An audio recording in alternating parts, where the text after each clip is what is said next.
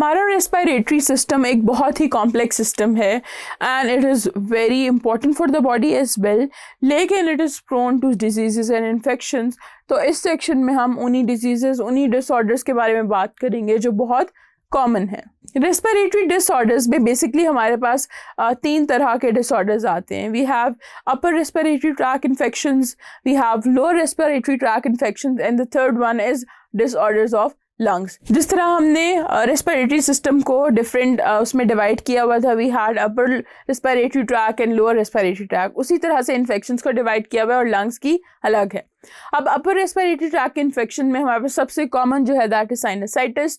जो lower respiratory track है उसमें सबसे ज़्यादा होने वाली बीमारी है pulmonary tuberculosis, that is a infection. और जो है डिसऑर्डर्स ऑफ लंग में सबसे ज़्यादा जो प्रॉब्लमेटिक है दैट इज़ लंग कैंसर। अब साइनसाइटिस जो है, साइनसाइटिस क्या है? Basically it is the inflammation of the nasal sinuses. क्या आपकी जो साइनसेस हैं, ऊपर जो कैविटी के ऊपर जो साइड जगह है वो इन्फ्लेम हो जाए। साइनसाइटिस के डिफरेंट रीजंस हैं, कॉजेज़ हैं।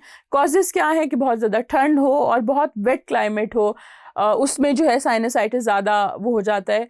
फिर पोल्यूशन, स्मोक, डस्ट और डेंटल इन्फेक्शन, ये सारी चीज़ें जो है आपका साइनसाइटिस जो है उसको ट्रिगर कर सकती हैं।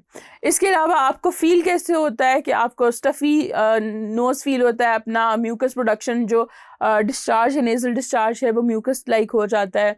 फिर आपको थकावट, फटीग वगैरह फील हो रही होती है, आपकी आवाज़ कुछ बदल सी जाती है। ये सारी चीज़ें जो हैं ये आपको सिम्टम्स में आ जाती हैं। ट्रीटमेंट कैसे होता है कि समटाइम्स साइनसाइटिस में कोई ना कोई साथ इन्फेक्शन हो जाती है। उस इन्फेक्शन को जो है ट्रीट करने के लिए डॉक्टर जो है वो एंटीबायोटिक्स यूज़ करते हैं। एंटीबायोटिक्स यूज़ करना के साथ साथ एक और जो मेथड है नेबुलाइजेशन का, वो भी रिकमेंड किया जाता है कि अगर ब्रीदिंग में प्रॉब्लम बहुत ज़्यादा शुरू हो जाए, बहुत ज़्यादा ब्लॉकेज हो जाए, म्यूकस प्रोडक्शन बहुत ज़्यादा हो, तो उस पेशेंट को नेबुलाइज भी करना पड़ जाता है। तो इस तरह से साइनसाइटिस को ट्रीट किया जाता है। साइनसाइटिस जो है बेसिकली होता 2 तरह का है। We have temporary and we have chronic. Temporary में थोड़े दिनों के लिए होता है या मैक्सिमम 8 वीक्स तक ये प्रॉब्लम चलता है, उसके बाद ठीक हो जाता है। लेकिन क्रोनिक में इससे जो लंबा हो जाता है उसको हम क्रोनिक की तरफ ले जाते हैं and it's a bad situation to live with. आपका डेली लाइफ काफ़ी इम्पैक्ट होती है। दूसरी जो चीज़ है दैट इज़ पल्मोनरी ट्यूबरकुलोसिस। हम इसे नॉर्मली टीबी भी बोलते हैं। टीबी क्या है कि it's a chronic bacterial infection of lungs. Alveoli जो हैं आपके लंग्स में जो होते हैं वो बर्स्ट हो जाते हैं बिकॉज ऑफ दिस इन्फेक्शन।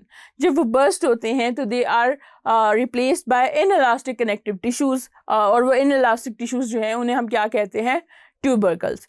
अब बैक्टीरिया जो है उन साइट्स पे जहाँ पे इन्फेक्शन शुरू होती है बहुत ज़्यादा होते हैं। तो हमारे लंग का ये नेचुरल मैकेनिज़्म है कि उन बैक्टीरिया को कंटेन करने के लिए वो उसके इर्द गिर्द जो है वो इनइलास्टिक टिश्यूज़ की जो है लेयर बनाता है कि वहाँ पे कंटेन हो जाए।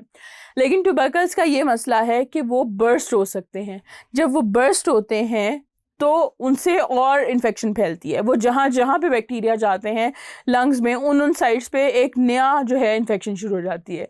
फिर हमारी बॉडी का एक नेचुरल मैकेनिज़्म है कि वो वहाँ पे उसको कंटेन करने के लिए फिर ट्यूबरकल बना देता है। तो इस तरह आप जो लंग्स हैं टीबी के अंदर वो पूरे के पूरे उनकी जो कैपेसिटी है ऑक्सीजन को वो करने की, उनके जो एल्वुलाई हैं वो डिस्ट्रॉय हो जाते हैं और ट्यूबरकल फॉर्मेशन की वजह से जो ओवरऑल सरफेस एरिया है गैशियस एक्सचेंज के लिए वो भी काफ़ी रिड्यूस हो जाता है। अब ये जो इन्फेक्शन है ये होती क्यों है? ये माइकोबैक्टीरियम ट्यूबरकुलोसिस की वजह से होती है और इसका जो ट्रीटमेंट है वो काफ़ी लॉन्ग है। यूजुअली एक 9 मंथ्स का रेगुलर मेडिसिन का कोर्स करना होता है, जिसके बाद ही टीबी जो है वो ख़त्म होता है। और sometimes you have to be really careful and you have to be really regular with your medicine. Otherwise जो टीबी है उससे जो डैमेज होती है लंग्स को वो इरिवर्सिबल होती है, वो ठीक नहीं होती। इन्फेक्शन को कोशिश की जाती है कि जल्दी से जल्दी रोका जा सके और कंटेन किया जा सके, आपके लंग्स इस हद तक डैमेज ना हो जाएं कि उस पेशेंट का सर्वाइवल जो है वो मुश्किल हो जाए। तीसरी जो चीज़ है वो लंग कैंसर है। अब लंग कैंसर क्या है कि it is a disease of uncontrolled cell division in the tissue of the lungs. और एक टाइप है कैंसर की जिसे हम स्मॉल लंग कैंसर कहते हैं। That is the most vigorous and most deadly type of cancer that is known to man, और उसमें सर्वाइवल पेशेंट को बहुत मुश्किल होता है। लंग कैंसर के जो कॉजेज़ हैं उसमें स्मोकिंग, एस्बेस्टॉस और आर्सेनिक, रेडिएशन वगैरह ये सारी चीज़ें आ जाती हैं कि स्मोकर्स को they are at high risk. उसके अलावा अगर आपका एस्बेस्टॉस एक फाइबर है, एक मटेरियल है, उससे आपका एक्सपोजर होता है, if you inhale it that can cause lung cancer. Arsenic जो है और रेडिएशंस जो हैं ये दोनों चीज़ें भी लंग कैंसर कॉज कर सकती हैं। इसके अलावा लंग कैंसर के जो सिम्टम्स हैं वो आहिस्ता आहिस्ता डेवलप होते हैं कि शुरू में ये होता है कि जो ब्रोंकाई हैं आपके, वो उनके जो सेल्स हैं, उनकी मेम्ब्रेन्स हैं, वो इनइलास्टिक होना शुरू हो जाती हैं, फिर सीलिया वहाँ से ख़त्म हो जाते हैं, फिर ओवरऑल ये करते करते आपके लंग्स के अंदर तक मूव कर जाता है और आपके लंग के टिश्यू को भी डैमेज करता है। तो इस तरह से ये मूव करता है towards the demise of the patient. But इसके कुछ ट्रीटमेंट्स अवेलेबल हैं। ट्रीटमेंट्स में हम न्यूमोनेक्टमी करते हैं। न्यूमोनेक्टमी मींस कि अगर एक लंग में या एक साइड पे इन्फेक्शन है तो उसको रिमूव कर दिया जाए। पूरे लंग को ना भी किया जाए तो हम लोब, किसी पर्टिकुलर लोब में है तो हम उस पूरी लंग की लोब को रिमूव कर देते हैं ताकि वो जो कैंसर है वो उस जगह से आगे स्प्रेड ना हो। उसके अलावा और उसके साथ साथ भी इवन कीमोथेरेपी और रेडियोथेरेपी भी रखी जाती है ताकि उसका जो कैंसर को बढ़ने से रोका जा सके, उसको कंटेन किया जा सके। तो ये इसके ट्रीटमेंट्स हैं।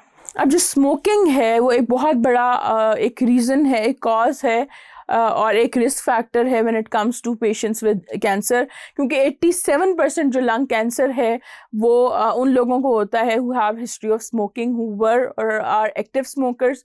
उसके अलावा माउथ, लेरिंग्स और ईसोफेगस का जो कैंसर है वो भी कॉमन है स्मोकर्स में। स्मोकिंग जो है कुछ ऐसी डिजीज़ भी कॉज कर सकती है जो इतनी सवेयर नहीं है but still they can be problematic, like chronic bronchitis और एम्फिजिमा जो है।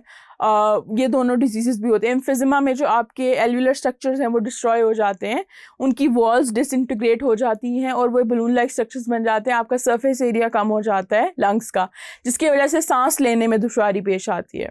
उसके अलावा जो स्मोकर्स हैं they can also get pneumonia, they are at high risk of those infections. और अगर किसी को एलर्जीज़ हैं, एस्थमा है, तो वो भी स्मोकिंग की वजह से वर्स हो सकता है। तो इसलिए कोशिश करनी चाहिए to stay away from smoking and save your life. तो इसके साथ ही यहाँ तक मैंने आपको इस चैप्टर में मौजूद हर चीज़, आपके रेस्पिरेटरी सिस्टम, उसमें मौजूद ऑर्गन एंड स्ट्रक्चर्स और किस तरह से आपकी ब्रीदिंग का मैकेनिज्म परफॉर्म होता है और किस तरह से गैसेस आपके ब्लड और आपके लंग्स के दरमियान एक्सचेंज हो रही होती हैं, वो हर चीज़ आपको बता दी है, including the disorders and risk factors involved in those diseases. I hope you understand it well now. This is your biology instructor Zainul Arfin from tutoria.pk.